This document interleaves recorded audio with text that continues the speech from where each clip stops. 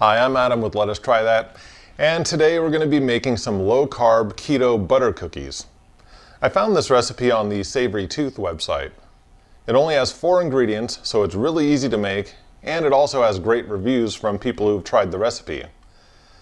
I'll link to the Savory Tooth website below this video. Check it out if you want to find a lot more tasty and easy to make keto recipes. For these butter cookies, all you'll need is butter, almond flour, your favorite keto sweetener, and vanilla extract. We can start by preheating the oven to 350 degrees Fahrenheit or about 177 centigrade. We'll also need to grease a cookie sheet, so you can do that with butter or cooking spray, or you can even just put a piece of parchment paper down. I'm just going to rub butter on the cookie sheet so the cookies don't stick.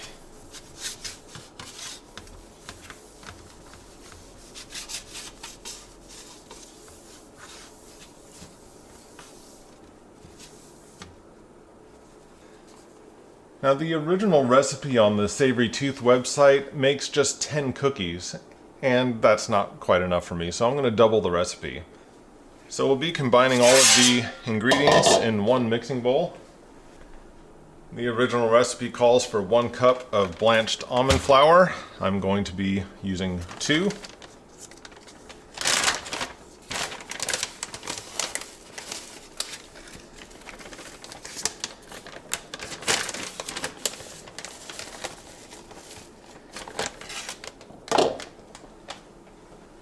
Now, the original recipe calls for either a 1/4 cup of erythritol, powdered erythritol, or 3 tablespoons of confectioner's swerve. So I'm going to be doubling the recipe. So I'll do a 1/2 cup of powdered erythritol. Now, I've got the granular kind, so I'm going to get a 1/2 cup. And to change it from granular to powdered, I'm just going to use my Magic Bullet blender.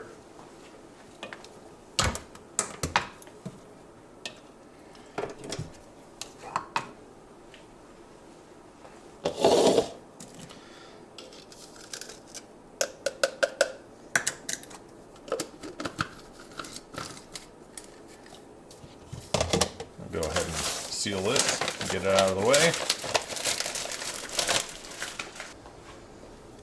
And we'll just pump this a few times until it's powdered. And you could even just let it run. I find that if I tilt it a little bit, it mixes everything better, so when I let it run, I tilt it back and forth.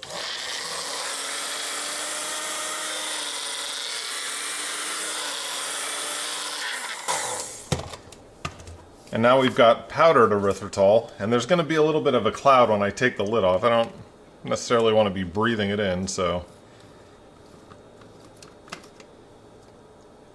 there's a little bit of a cloud. It's hard to see, but it's there. So we'll add that in. Now we need to add our butter. The original recipe calls for 3 tablespoons, but since I'm doubling it, I'll go 6 tablespoons. And it's best if the butter is already softened at room temperature. So I've had this one out for a while, so I'll just add, that's about 6 tablespoons. And then the final ingredient for the original recipe is 1/2 teaspoon of vanilla extract. I'm going to be doubling the recipe, so I'm going to put in a full teaspoon.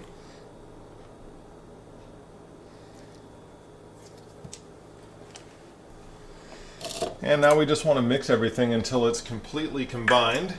If your butter's not soft enough, it's going to be difficult to get everything completely mixed.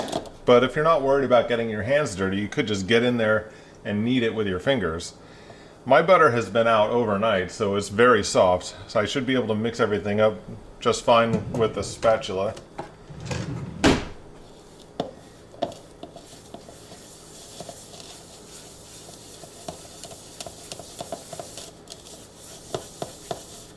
Well, it looks like it's going to take a while with the spatula, so even though my butter is very soft, I'm going to go ahead and just get in there with my hands and mix everything together.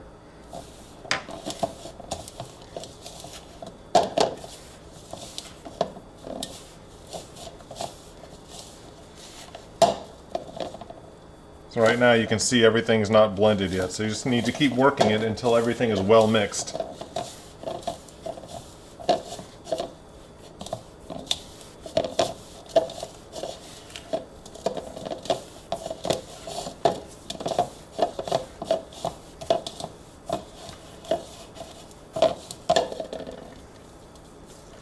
It's getting better.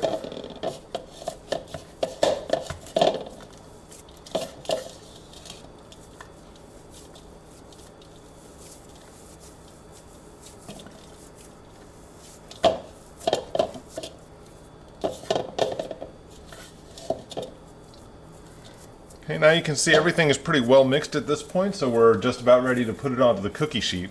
So we can break off pieces into little balls that are roughly 1 inch in diameter. And then we'll want to place each ball about 2 inches apart on the cookie sheet.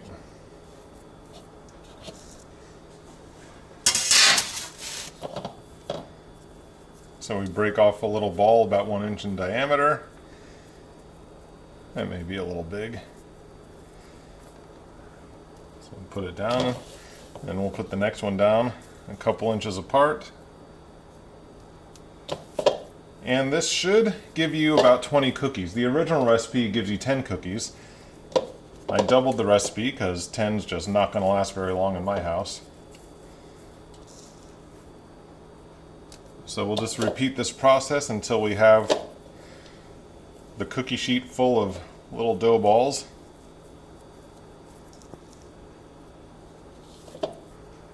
If you wanted to, for holiday cookies, you could take the dough, roll it out flat, and use cookie cutters to get different shapes too.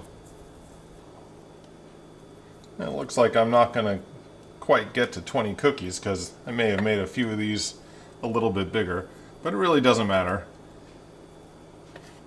If I want to make a few extra cookies, I can take a little dough from each one, but it doesn't matter if they're a little bigger. I'll take a few and make one more cookie, so I'm going to have 17 cookies. Okay, so I ended up with 17 cookies, and some of my dough balls are a little bigger than the others, but that's okay. So now we can flatten the cookies out, and you can either push down on them with a fork, or you can just squish them with your hand. That's what I'm going to do. It's easier that way. So I'll just squish these down.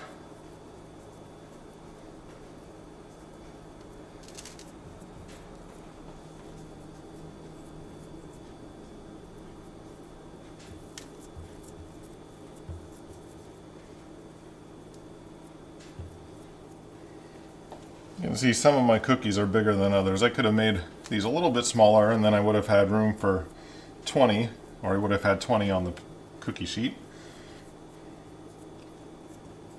And that took a little bit of time, but once they're all flattened out, you can pop them in the oven for about 10 minutes, and you'll know that they're done when the edges start to turn golden brown. When they're done, take them out of the oven and let them cool on the cookie sheet. If you try to move them too soon, they're going to be very soft and delicate and they'll fall apart. When they've completely cooled down, you can remove them without breaking them. I also think they taste better when they're completely cooled.